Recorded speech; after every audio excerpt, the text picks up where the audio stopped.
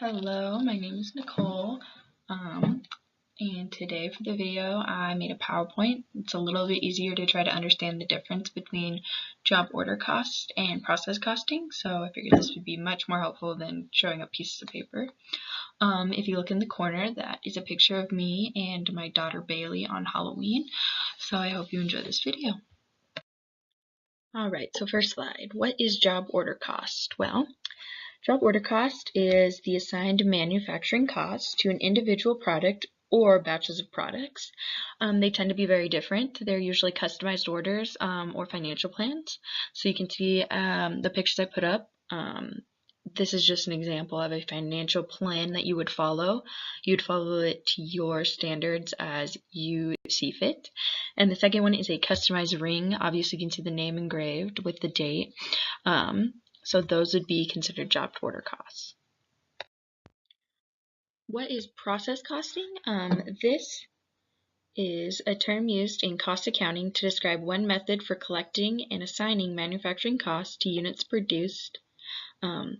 This is usually used for large and similar products, mainly for paper items, food, drugs, commodities. So this is more of bulk items that you would find. The pictures I used would be a Coke factory. They obviously produce one of the same item and they produce millions and millions of it. The second picture is food, steel, oil, corn, money. Those are all things that we need in our daily lives, and so that would be an example of process costing. For this slide, I'm going to be using a compare and contrast chart using job order cost and process costing. As you can see in number 1, custom orders are for job order costs, as process costing is repetitive orders. In job order costs, they are heterogeneous products and services, which means that there's a wide variety of different types, unlike number 2 in process costing, which is homogeneous products and services, which usually means one of the same item. In job orders, there's a low product volume, unlike process, which has a high product volume, which means there's a larger output of that product. In job order cost, there's a high product flexibility, meaning that there is more being able to customize, unlike the process costing, which is a low product flexibility, which usually means like the Coke bottles, they're also the same, nothing will be different. And then last, there's a low to medium standardization, unlike process costing, where there's a high standardization. Alright, so for my example on this, I'm going to be using coffee mugs, customizable ones. The job order costing would be the customizable ones, like the Roses Cafe one, the best dad ever, the pictures on it. That would be the customizable project. Most websites like Shutterfly are very common for this. So this would be where the process costing comes in. To make the mugs themselves, so those white ceramic mugs that you're seeing, those would be all made in big batches and sent to the companies. So like example for Shutterfly, they order all their coffee mugs from some other dealer, which then they make these in bulk and send to them, which then they print the pictures on themselves.